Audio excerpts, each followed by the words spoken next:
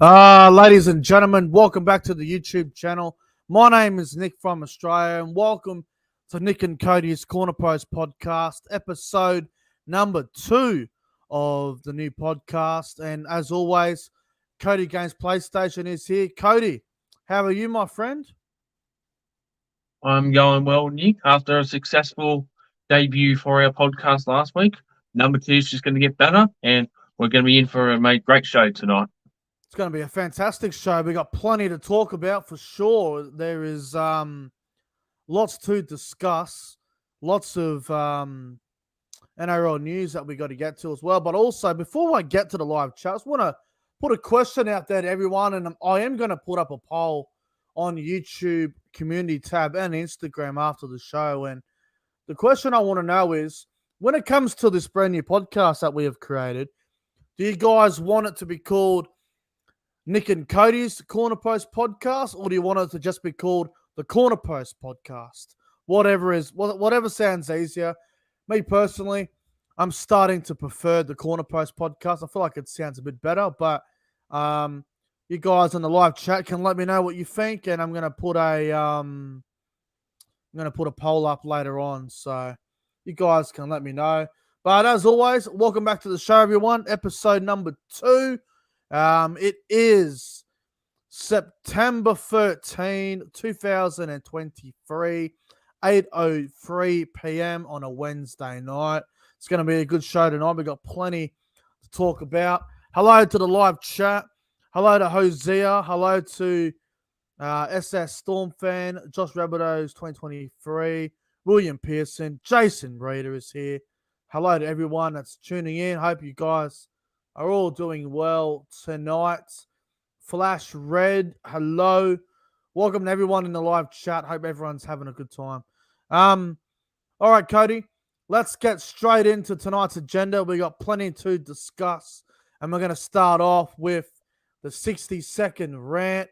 And, mate, there's plenty of things I could rant about tonight, but we're going to get you to go first, Cody. So let me just get the clock out, and mate, you have 60 seconds to rant about whatever you need to. So I'll give you a countdown. Are you ready? Yep, I'm ready. All right. 5, 4, 3, 2, 1, and go. And so my rant is going to be about why Jack Wighton was not sin-bin or sent off for what happened on Sunday. Sunday last week. Now, he bit Tyson Gamble, which is normally a sin-bin or a off offence, and you got 3 games for it, or 3 or 4 games for it, and he won't play with us until round 2 next year, which I think is fair. But my main concern is, why was he not sin-bin? We've seen previous biting offences before, and they've all been sin-bins or send-offs, and they got quite heavily suspensions there. So I don't understand how. I guarantee, because there was only finals, but wouldn't help the Raiders either way, because they were going to be kicked out of the finals by the Knights. But other than that, that was my only issue with the game on Sunday against the Knights and Raiders. Jack Wighton is public enemy number 1 up in Newcastle. No, he's going to my boys next year, but what he did, he should have been sin-bin or sent off. Timer, and you did well. I mean, fair enough. We will get to the Jack Wighton stuff later on.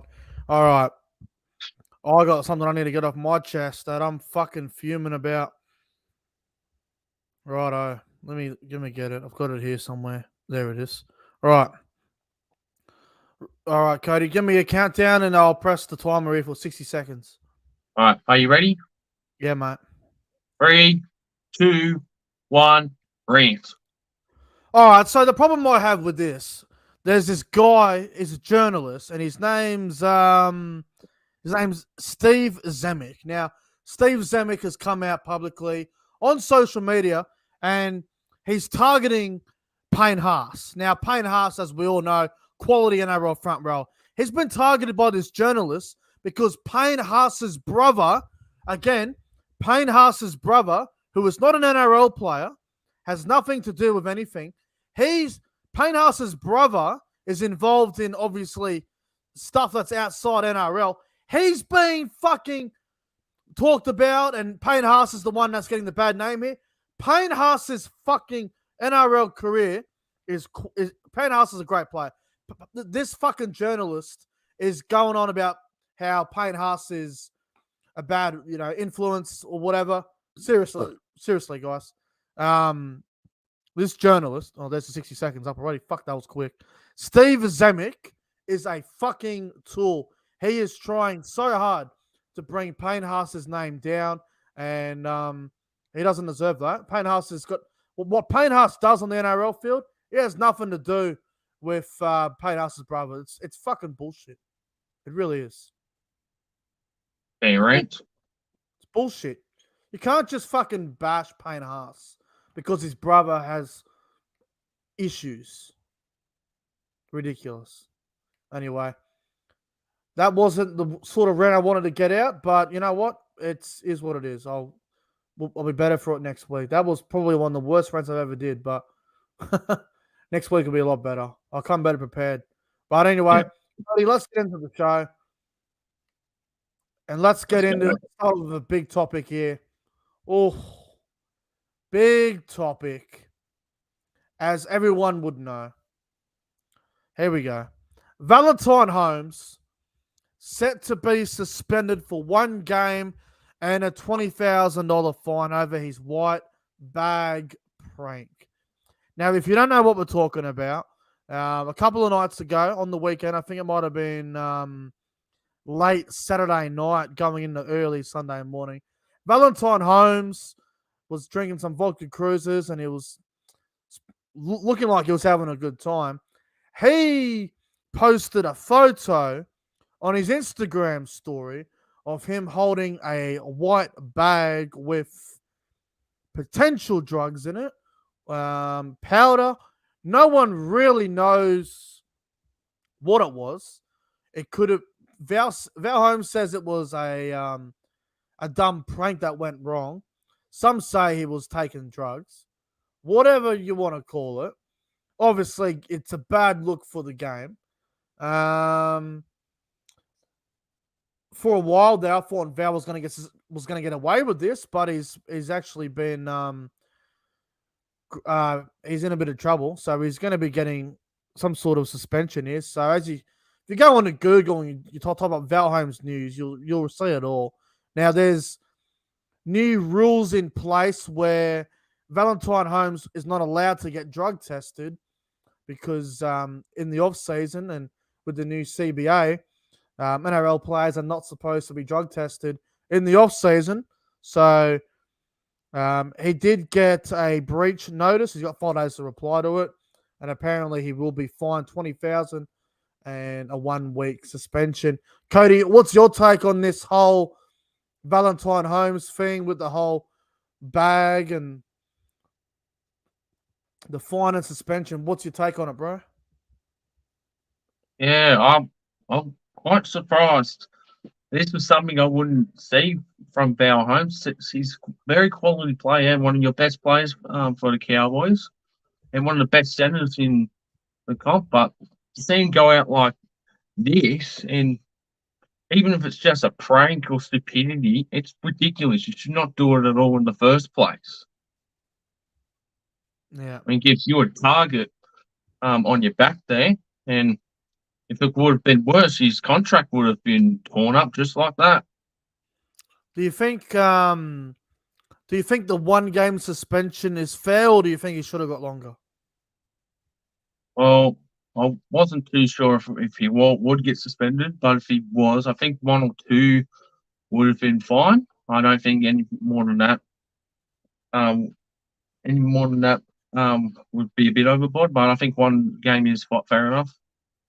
Do you think the $20,000 fine was fair enough as well? Jeez, I would have probably preferred 10,000, but yeah, it's a huge fine. Now, look, I know a few people are going to give it to me on this, and a lot of people think that I'm going to go on a big rant about this and absolutely lose it, blah, blah, blah. That's not the case. Simply because, 1, he wasn't drug tested. 2, we don't know if it was drugs or not. We don't know. It could have been powder. It could have been something. It could have been a prank. It could be telling the truth. It could be lying. No one really knows because the thing is, Cody, without an actual drug test, none of us really know. Like, obviously, there'll be people that think they know if it's drugs or not, if it's cocaine, whatever. It's definitely a bad look and it's very silly. And I think Valentine Holmes will definitely learn from this, and he will obviously have to improve and become a better role model and a better leader. So it's obviously disappointing on what's happened here. I think the fine is fair enough. $20,000. I know NRL players are on big money, and Val Holmes is one of them players who's on pretty good money. So 20,000 probably isn't too much for him, but it's still gonna sting you a little bit. And 1 game suspension. I mean, if he's only gonna miss out on round 1, I can live with it. I'm glad, because if you remember, Cody, a couple of years ago, not Valentine Holmes, there was a few other players involved in something similar to this, and they only got a week or two. Reece Walsh got suspended for doing, I think it was cocaine on the Gold Coast. He got done. I think he got a week or two as well. Brendan Smith and Cameron Munster got 1 or 2 weeks for their stupid thing in the offseason during the lockdown period of the NRL.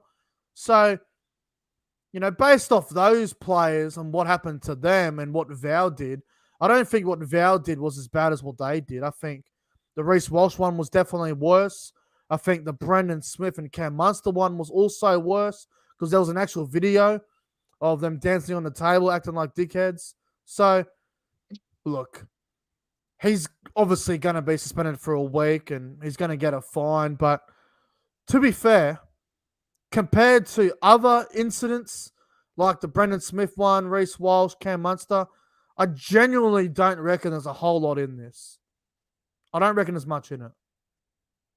No, I don't think it's just as big as what happened with Walsh, Munster, and the other player. Yeah.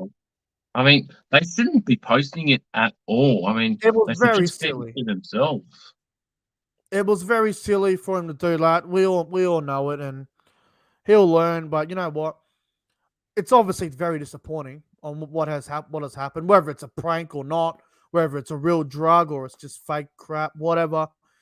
It is a bad look. It's stupid, but I genuinely don't reckon there's much in it. Like, I don't believe, like, if I hear NRL fans say Val Holmes is a drug addict, like, you're a fucking dickhead.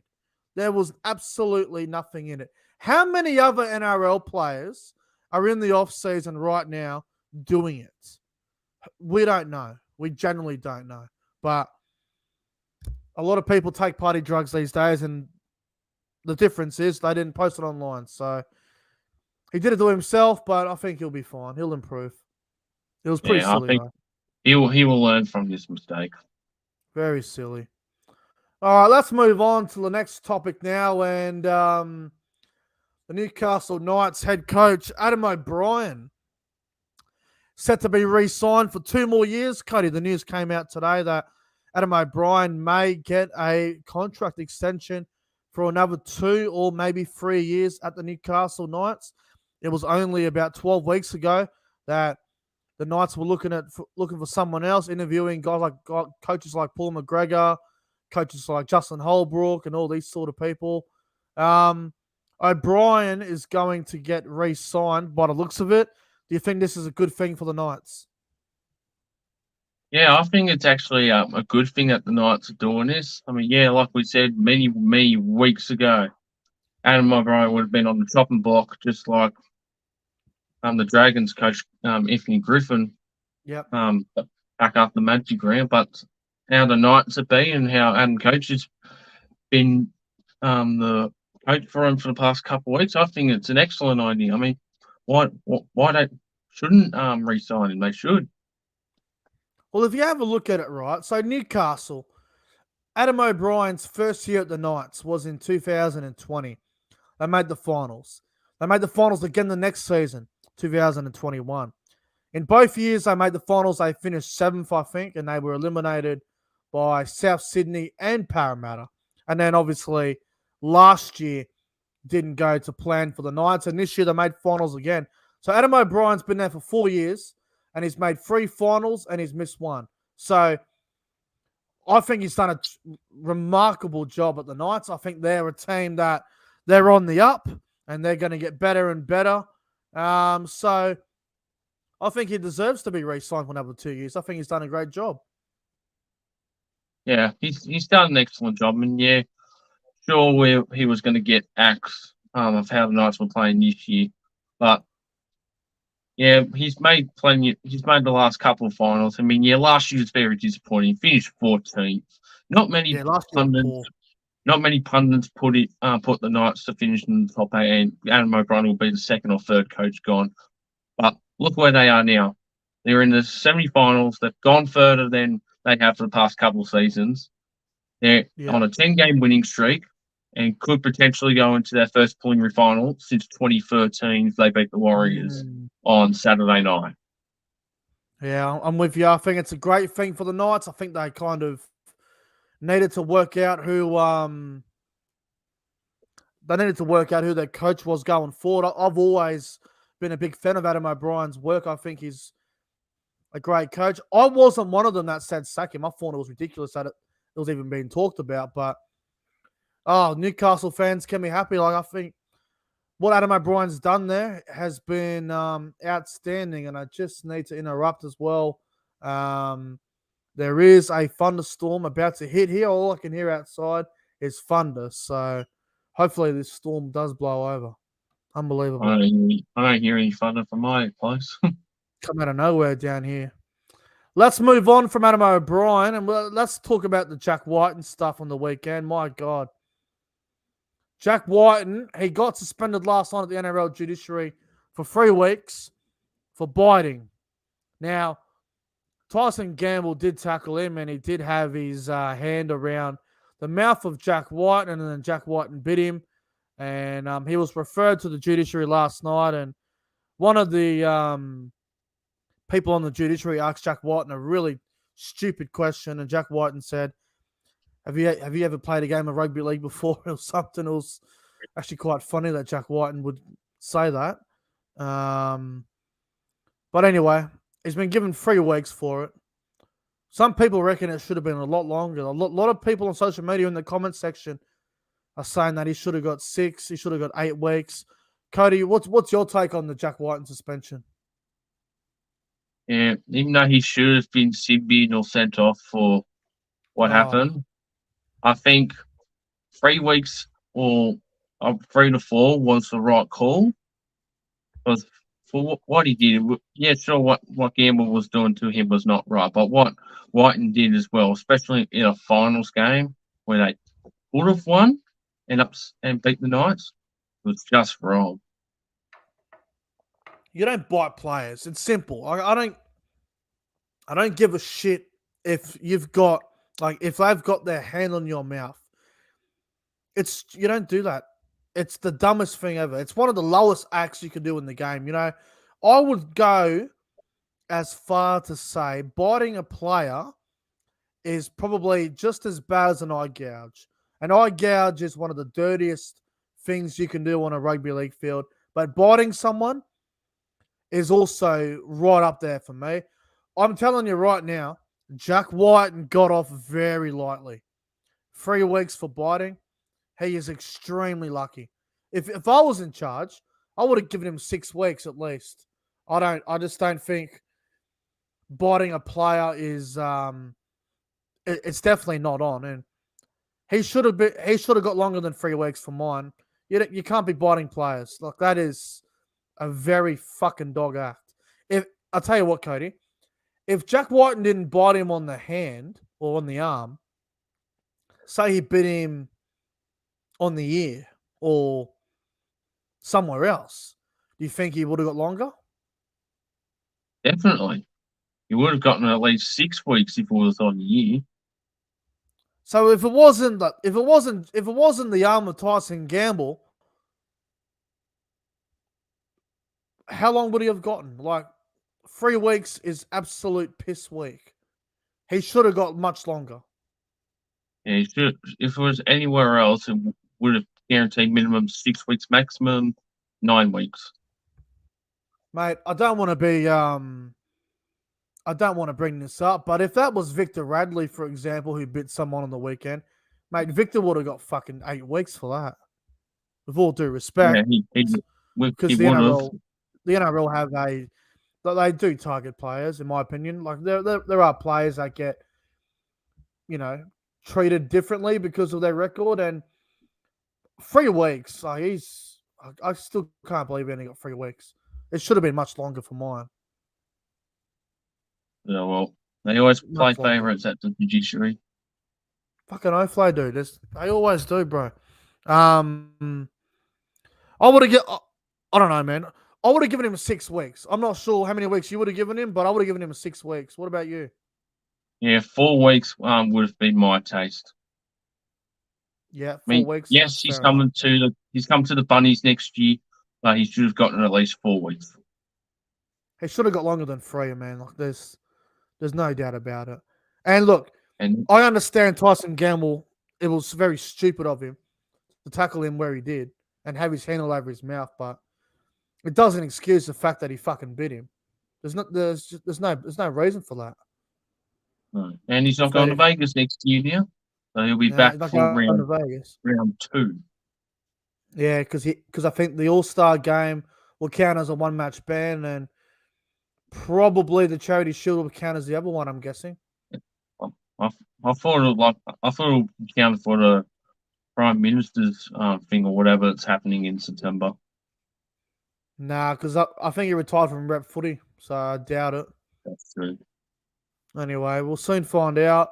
Let's move on to some other news. Obviously, learned about this the other day. Mitchell Pearce announcing his retirement at the end of the season. Obviously, he's over there in France at the moment, playing with the Catalan Dragons, who are in the top 4, and they are going to be in the finals in the Super League.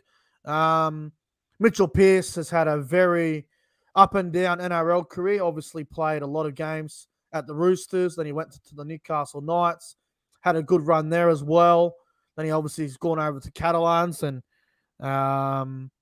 trying to help them win their first grand final. And they are a good chance of doing that. But Pearcey will be retiring at the end of the season. Cody, I know you probably don't like Mitchell Pearce too much because he played for the Roosters, but what are your thoughts on his NRL career? Yeah, I think he's had a very good career, at least for the NRL side. Don't know much about the Super League side, but I think he's had a very good career at the Roosters, Knights, and has he played for any other club other than them two, or just them 2 teams? No, just the Roosters and the Knights, and then he went to Catalans. Yeah, and he's won 1 premiership with the Roosters. Yep, 2013, yep. Yeah, I mean, at least he's won a premiership, and he could win another one for the Super League as well this year if they make the grand final. Yeah.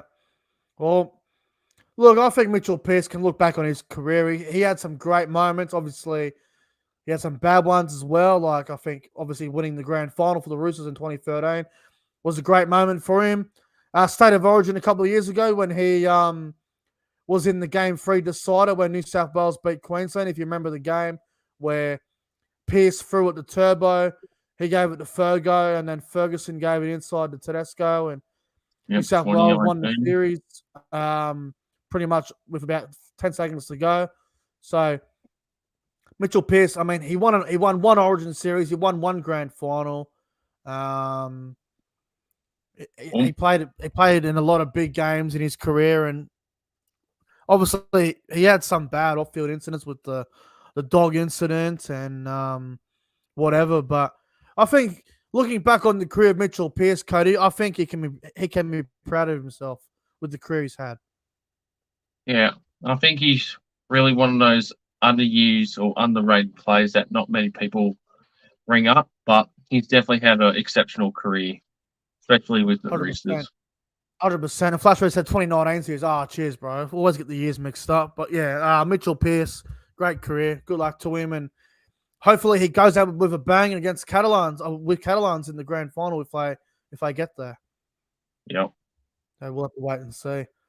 All right, let's move on to the next topic here. And Cody, I've got some really tough questions for this team. Where to for Cronulla? Like, what a complete disaster. They made the finals last year. They finished top 4, finished second. Lost in week 1 in Cronulla. Then they lost in week 2 last year against the All Boys, the Bunnies. And then, holy shit, there is a big storm here now. And obviously on the weekend, they had the Roosters beat for most of the game, and then they let it slip. They blew it. Going into next year, where to for Cronulla? They just seem to be a team that constantly makes the finals and then does nothing in the big games. To be honest, Cody, I am concerned of the direction of the Cronulla Sutherland Sharks. They don't seem to be going in the right direction, in my opinion. Yeah, I'm on the right track with you. Yeah, I think Sharks. They make finals, and the last 2 years, in a row, they've gone out first week or second week.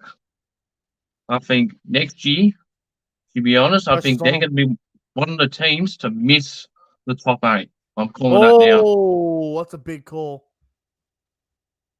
I'm saying that now. Sharks will not make the 8 next year if they're going to continue to be like this.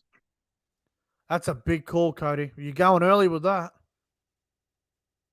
Yep, sure am. And there's definitely another team that will definitely not make the 8 as well, but I'm not going to mention who they are, but it's pretty obvious who it is. See, I look at Cronulla, Cody, and I'm like, right, they've got a freakish back line with plenty of speed and plenty of talent. They've got a great halfback there in Nico Hines. They've got a good forward pack led by good leaders. They've played 3 finals in 2 years and they've lost them all. 2 of them were unlosable. The Cowboys game last year, the Sharks had no right to lose that. And then on the weekend against the Roosters, that was one of the biggest fucking catastrophes I've ever seen. Like, you look at the Roosters, they lost Tedesco to the sin bin. They lost Suoli'i at halftime. They lost Joseph Manu to a hamstring again.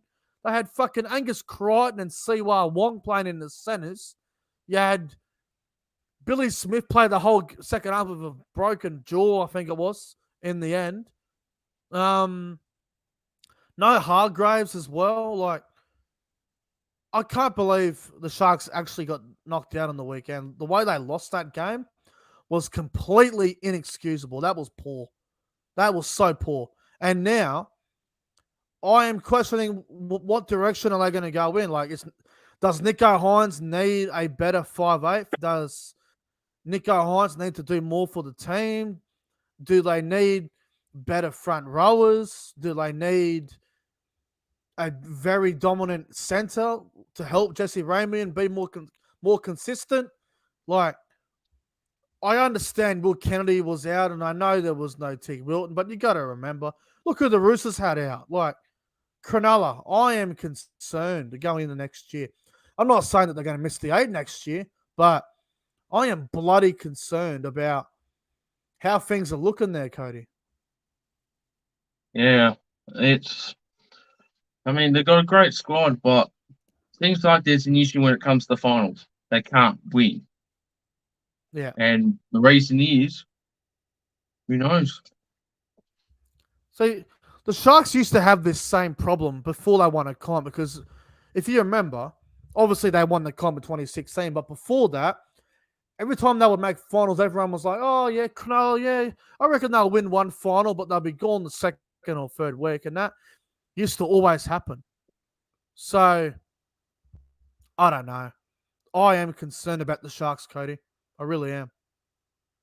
Yeah, if they're going to be like this if they start next year very bad, and they're going to be like this just like they were in the finals, they're not going to go anywhere, but, yeah. And finishing the top bottom 4, I will not be shocked if they get the bottom 4 next year. I don't reckon they'll go that low. Like, there's no way. There's no No. way. But they definitely need to improve. Maybe the Sharks, this is just my opinion, maybe the Sharks should look at Jerome Luai. Now, I know Jerome Luai's contract situation is going to get interesting over the coming weeks and as we get into the off-season. But there's talk of Jerome Luai will get offered an extra 400, 500,000 if he goes to the market. Cronulla could use a number 6. So maybe Luai and Nico Hines could be the Sharks' future halves. Yes, it could, but it would depend on where he goes. If he doesn't go to Penrith, doesn't stay with Penrith. And I just need to announce as well, there is a storm here. It just hit. It is pissing down rain now, and there's lightning everywhere outside. So if you see me twitching a little bit, that's because I'm trying to avoid everything that's going on here. So apologies about that. The thunderstorms just come out of nowhere. All right, let's move on from Cronulla, and let's get to some other news. Cody, who has been the flop signing of the year? What NRL player has gone to a new club and haven't delivered like you would hope that they would, or they haven't lived up to the expectations? Who's been the flop signing of the year in your opinion? Yeah, this one is quite tough.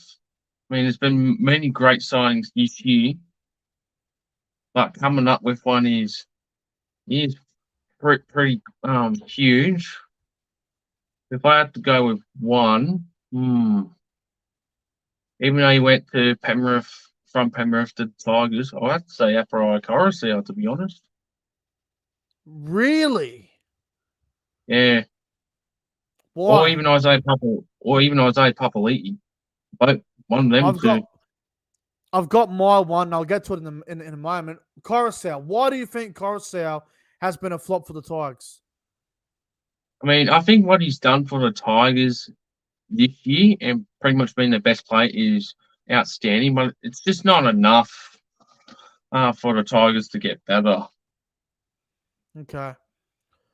All right. For me, the flop buy of the year, I mean, you can name a number of players from a number of teams that have struggled this year, but I can't go past Isaiah Papali'i. Isaiah Papali'i was a top 5 second rower last year. He was a Dally M second rower of the year as well. And what the hell has happened to him? He has gone to the Tigers. He hasn't fired a shot. He's had probably 2 really good games out of the whole season. And he's gotten a lot lazier. He doesn't seem to be caring as much as he did when he was at Parramatta. I've got to go Papali'i. I can't really name anyone else. I think he has been really disappointing, and he is a former shadow of his former self. He just hasn't been what he once was. And you know what? There are some rumors of him going back to Parramatta. I hope he goes back there. I really do. Yeah. I mean, if he does, good on him. But yeah, he's been really disappointing. Good shout, CJ, in the chat. Reid Marnie would be up there as well. Reid Marnie, yeah. Reid Marnie as well. He's been very poor, Reid Marnie. There's plenty of guys you could throw in there. I mean, who else is there? Brendan Smith. What's that? Brendan Smith. Yeah, Brendan Smith. I know he's had a good last 6 weeks, but that probably isn't enough. And he was injured for a while, so I can sort of excuse him a little bit. I'll give you another one that no one's talking about. Aaron Schoff up at the Titans. He did nothing. Yeah. He did nothing. He's done nothing at the Titans this year. He even got dropped at the back end. So, yeah, Aaron Schoff would be up there too for me. He did fuck all. So, I'm going to go with Papali'i, and you're going with Coruscant, aren't you? Yep. All right, fair enough. The Coruscant one's going to probably set off the Tigers fans, but hey, that's fine. It is what it is. All right, let's go to the next question. Who has been the most improved player this year? Now, there's been some players, Cody. There's been some great players this year that have improved out of sight that you just didn't see coming. For you, who has been the most improved player this season? Yeah, it's like the previous one, it's been tough. But to be honest, I've got to give it to the potential Dally M medal himself. I've got to give it to Sean Johnson. He's out Yeah, of nowhere. He's just sparked the Warriors up. They've become the most successful and wonderful team to watch outside of our own teams, yeah. and been carrying that New Zealand side to the finals this year, the first time since 2018 for the Warriors. I've got to give it to Sean Johnson. Gee, I reckon there's a few contenders up there. Like I think Jackson Ford would be one of them. I think Lachlan Fitzgibbon would be up there. He's had a great season. Tyson Gamble, you could even argue. Sammy Valamay's had a great season. Matthew Tomoko, Corey Horsburgh. Gee, there's a lot of names you could throw in there. Bloody Jermaine Hopgood. The Hammer. What's that? The Hammer. Yeah, the Hammer would be up there. Jared Wallace. There's so many Jermaine guys. Parko as well. Yeah, Jermaine Asarko's had a very improved season. Scott Sorensen has killed it for Penrith. There's plenty of Phoenix Crossland. Yeah, there's so many guys you can name. But for me, I've got to give it to Jackson Ford. Like he's been playing left edge for the Warriors all season, and he's just been killing it, scoring a couple tries here and there, playing extremely well in a team that not many people thought he would go well over there. Because Cody, I remember when he was at the Dragons, Jackson Ford, he wasn't as good as what we would have hoped, and then he went to the Warriors, and I remember saying, "This guy he will go well at the Warriors," and I didn't think he'd go this well. He is a better player than I thought he was, so I'm going to give it to Jackson Ford. Underrated as fuck. Yeah, that's definitely fair enough. He's been a very underrated second rower this year. I mean, he's a well-deserved chance to get. I mean, he should honestly get one of the second rowers Dally M medal of the year as well. He could be a contender for that, for sure. For sure. Anyway, yeah, Jackson Ford, very improved. Reece Walsh, yeah, I think Reece Walsh is more of like Dally M player of the year, Will. But yeah, Jackson Ford's been great. And you know what? I'm glad I called it because I said he'll go well. I said he'll go well. All right, Cody. Let's get into the game show. Game show time. Now, do you want to ask the questions first this week, and then I'll ask you afterwards? Yep. All right. Well, you go first, and I'll ask you the questions. We'll change it up. Cody will ask the questions. I will go first. Obviously, it's 5 questions, so we'll see who gets the most. If anybody in the live chat reveals the answers to the questions that Cody asked, you will be banned for 5 minutes. We all know the rules. And Cody, I'm going to put my phone on silent mode. I'm going to leave it over there away from me, and the phone's laying face down, so I can't even see if I get notification. All right, Cody, you're up. Floor is yours. Yep. No worries. So first question is Magic Round related. Yep. The question is, there is only one team after the completion this year of Magic Round. There's only one team left undefeated, other than the Dolphins, that is undefeated in Magic Round. Who's the team? And I'll give you a clue. It's a Sydney team. Undefeated at Magic Round. That's a very difficult question. Yep. So for 2019, 21, 22, and this year. Okay. I know it's not Penrith. Okay. Let me just go through the thought process here. It's not Penrith because I know the Tigers beat him in the first or second year. Sydney team, Magic Round, undefeated. It's not the Roosters. It's not Parramatta. It's not the Rabbits, I don't think. Oh, it might be the Rabbits. It's definitely not one of the shit Sydney teams. Fuck, it might be South. I'm going to lock in South. Yeah, you're an asshole. I got it. Yep. No, because I was just thinking, I don't remember South ever losing Magic Round. No, we've beaten every team, including Melbourne. Yeah, I enjoyed that.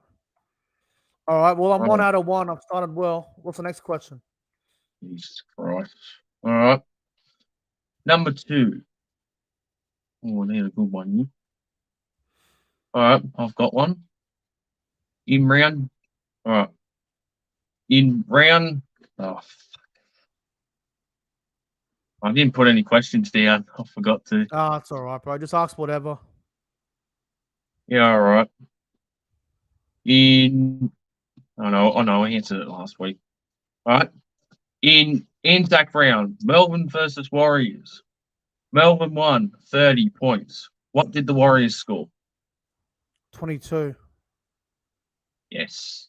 I remember that game very well. The Warriors got ripped off in that game. I remember that.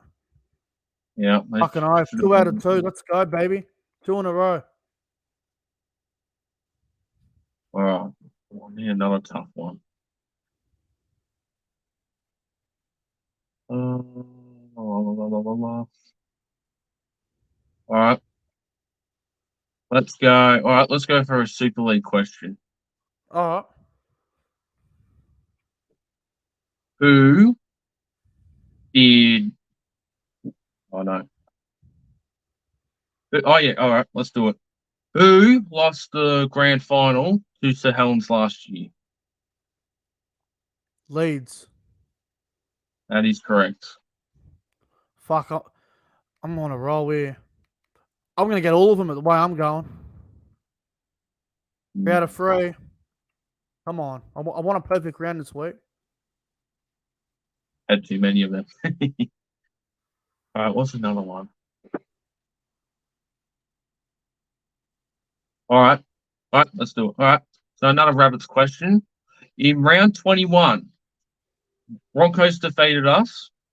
We scored 20 points. What did the Broncos score? 36. Fuck off. That's 4. 36 to 20. Remember that game? It was a Friday night up at the Sunshine Coast, I believe. Yeah, it was. Our All annual clash, annual home game to. Last one Sunshine for 5 Coast. for 5. Come on. Jeez. What's a tough one? Oh, all right. I got another good one for you. All right. So this is the finals question from 2020. Yep. In 2020, the Knights. This was what we discussed earlier.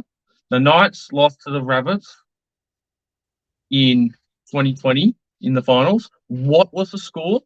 The Rabbits won 46.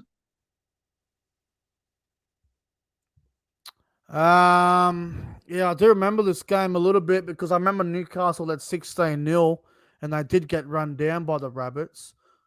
So Rabbitohs got what, 46? Yes. Well, It was either I believe they got 46. it was either 20 or 22. I know it's one of them numbers.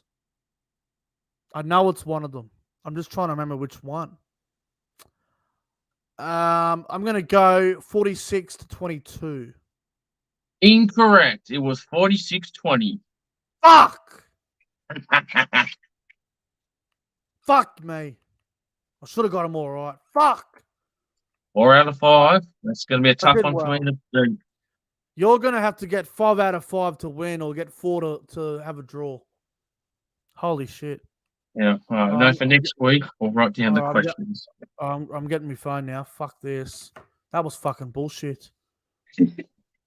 Fuck you, Newcastle. All right. Here we go. First question, Cody. In round 3 of this year, the Cowboys lost to the Warriors in Townsville. The Cowboys got 12. What score did the Warriors get? I believe this was a high score for the Warriors. I will go 34. Nah, 26-12 Warriors. Bit off. Yeah, they fucked us that game. I wasn't happy. But it is what it is, brother. All right, Yep. Next question. Let's go a wise question. All right. In round 4 of this year, the Warriors beat the Bulldogs 16 to what? 14. Yeah, well done. You got that one. I remember that Do score. you? I think you might remember the game. It was like a 2 o'clock kickoff. Warriors over the Dogs. Yeah, I believe it was at 12 o'clock on a Sunday. Yeah, it was a good game actually. I really enjoyed that. Yes, I will, CJ. I will get to it. All right. Next game, Cody. In round 7 of this year, the Broncos beat the Titans up on the Gold Coast. Broncos won the game 43 to the Titans. What? Well, it was their favourite score, favourite points to get every couple games, 26. Yeah, you did bloody well to get that one right. Well done. Well done. They love to score 26 points for whatever reason. Yeah. Remember the game when I led 26-0 and got run down? Yep, against the Dolphins. Poor cunts. All right. Next game. Oh, next one. Right.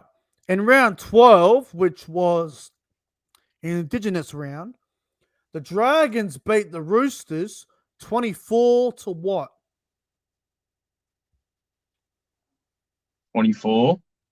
Oh, you think cut out? The Dragons beat the Roosters back in round 12, 24 to what? Oh, it was 20 or 22. Was it 22? Well done. You got it. Oh, I remember that one because I was at Allianz and it was on the same night as well, watching it from the stadium. Yeah, it was the early game. All right, Cody. So what that means is if you get this next question, me and you have a tie. Yep, and that means you're still undefeated and I'm still without a win. Yes. All right, let's go back to Easter round. Oh, restart. Wow. All right, here we go. This is a good one. The Tigers and Eels played on Easter Monday. The Eels beat the Tigers 28 to what?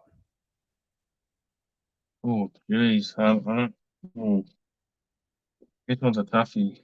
I'll give you a Was it hint. I'll give you a hint. Eels won the game 1 to 12. 28 to what? 28-20? Oh, 28-22. Fuck! Oh, that's close. I win just. 3 out of 5? You got 4 out of 5. I'm 2-0. I'm 2-0 in our little game show series. Fuck. That was close. I think we need to have a boxing match very soon, bro. Oh yeah, well, get in the ring. Get in the ring. We'll see what happens. All right, let's get to semi-finals preview. Just quickly, we'll go through the games this weekend. Obviously starting on Friday night at Amy Park down there in Melbourne. It's the Storm and the Roosters semi-final clash. Obviously a few out for both teams here. Roosters are obviously more depleted than Melbourne, but who do you think wins this game on Friday night, Cody? Melbourne and the Roosters. Yeah, surely they don't usually lose 2 in a row. I'll go Melbourne by 4. Score, let's go 22-18. First try scorer. Let's go for Melbourne. Will Warbrick. Oh yeah, Willie Waddlebeak. Yeah, look, I'm going to go with the Melbourne Storm here as well. I think they'll win the game. I think it'll be a really close game. I'm going to go the Melbourne Storm by 10 points here. And first try scorer, I'm going to go with the returning Justin Olam scored the first try. Fair enough. And Yeah, the other game, for a while. the other semi-final, Saturday afternoon, 4 o'clock at Mount Smart Stadium in New Zealand. Warriors versus Knights. This will be a cracker, Cody. How do you see this one going, Warriors and Knights? Yeah, this game's going to be a flip of a coin, pretty much. But surely they don't go out in straight sets. Warriors up the wires. Golden Point by 1, 25-24. Sean Johnson gets the field goal. And first try scorer, go Jackson Ford. That's outstanding. I'm also going with the Warriors by 7. Warriors by 7. I'm with you. First try, Jackson Ford. Me, you, and Lorenzo Vids have got the same with the first try, Jackson Ford. So we're all getting around the back rowers, but yeah, the Wars to win. Now, just quickly, before we go, there's been a bit of an announcement, I believe. The Prime Minister team has been revealed. I'm just going to have a look. CJ apparently sent something to the chat. So here it is. So obviously every year, Australia plays Papua New Guinea in the Prime Minister's game, whatever they call it. And fuck me, Australia got a strong team. Let's have a look at it here. So obviously fullback is Tyrell Sloan. I got Josh Carr and Murray Talangi on the wings. I got Zach Lomax and the Hammer in the centers. Cody Walker and Nico Hines in the halves. Jake Trbojevic, Ruben Cotter in the front row. Ben Hunt at hooker. Cam Murray, Hudson Young in the back row. Tino at lock forward. And on the bench, or the reserves, I should say, you got Reece Robson, Emre Gula, Cam McInnes, Khan Pereira, Daly Cherry Evans, and Tommy Dearden. What do you think about that team? Wow, that's a big squad, very strong squad. A lot of talent, a lot of strikeout wide. I don't think some of the big name players will play big minutes. Like Cherry Evans might only play 15 minutes or so. It'd be good. Australia will probably win by 40, but it'd be good entertainment. Yeah, it will. Good entertainment. All right. Well, that's that. So we all know Australia will win that. It's pretty obvious. All right. Well, Cody, that's going to wrap up the podcast, episode number 2. Thank you for another good show, bro, and I'll see you next week. Yep. Thanks for another great podcast, and cheers to everyone in the live chat for watching as well. Episode 3 coming out next week. It's going to be even more banger. Yeah, we'll be live again next week for episode 3 of the podcast. I am going to put up a poll to see if you guys want me to change it to the Corner Post podcast or leave it as it is. You guys can vote on the YouTube community tab and on my Instagram stories I'll put up in a little while. But anyway, thank you all to Cody. Subscribe to Cody if you haven't already. Subscribe to me if you haven't as well. Thank you all for watching. And if you haven't seen the new intro, well, here it is. Have a good night, everyone.